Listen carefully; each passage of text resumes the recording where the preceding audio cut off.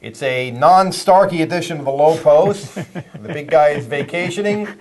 Filling that massive void is Gordy Jones. It is a massive void. Who is kind of my tag team partner at Happy Valley covering the Nittany Lions. So we're going to talk a little Penn State with Gordy. 3-1, bye week this week. The Big Ten play starts next week. How do we feel about where the Nits are? I think we have a lot of questions about what they are defensively, don't we? Yeah, we do. On all three levels, because Mike Hull hasn't been there, so we don't know what they are linebacker-wise, except for Glenn Carson, who's been really good. Yep.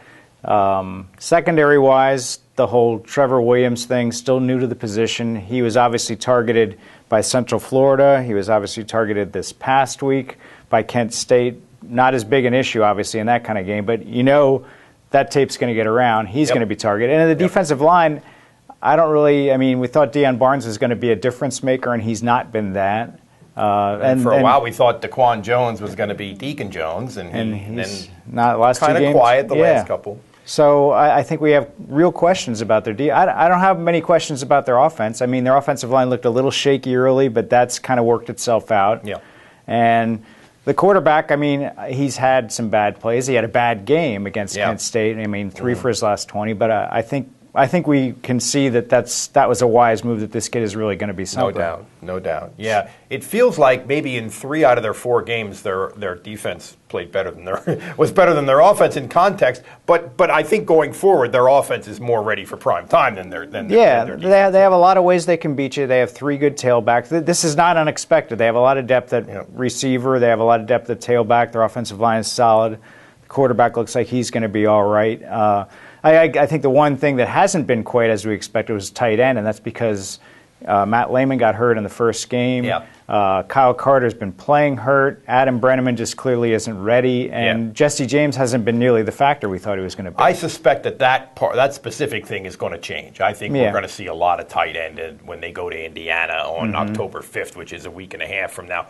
I think the key figure here is Mike Hull. I think O'Brien really thought that Hull was one of his best football players on the whole team, and he has not been healthy. He didn't play last week, I think because of the rain probably and everything. Now he gets a week or 2.5 weeks really to get better here, and if he can play, maybe they can move some people around on the defense and maybe make up for or hide Trevor Williams a little bit. And he is a difference maker because he is a 3-down linebacker. He can pass cover. He can make plays in the running game. He can go sideline to sideline.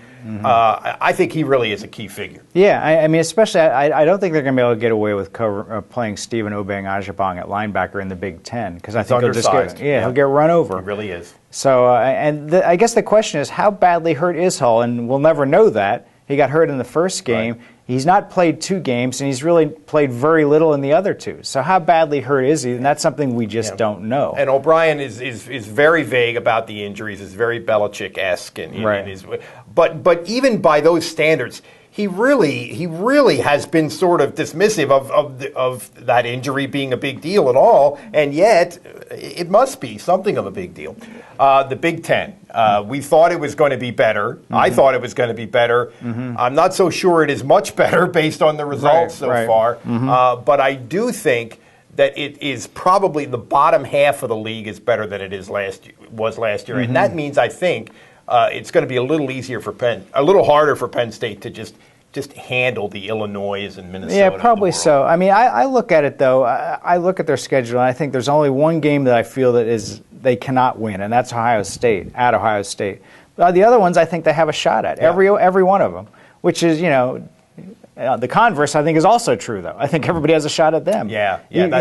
Whereas in past years you say, they play Indiana, they'll beat Indiana. Well, I don't know if you can really say that. Yeah. I think it's kind of a key game, kind of a big game. Now Indiana can't stop the run, which is why the offensive line making the progress that it has in the last couple of weeks is a big deal. They might be able to run. Navy ran for 450 yards against Indiana, and at the beginning of the game ran it on 29 consecutive plays, which even for Navy is. Well, we'll see if Bill O'Brien can quell his inner Andy Reid and do that. I have a hard time picturing him doing that. Well, we're going to get so run pass mix is maybe going to be an issue in Bloomington in a week and a half or so. That's something to watch, folks.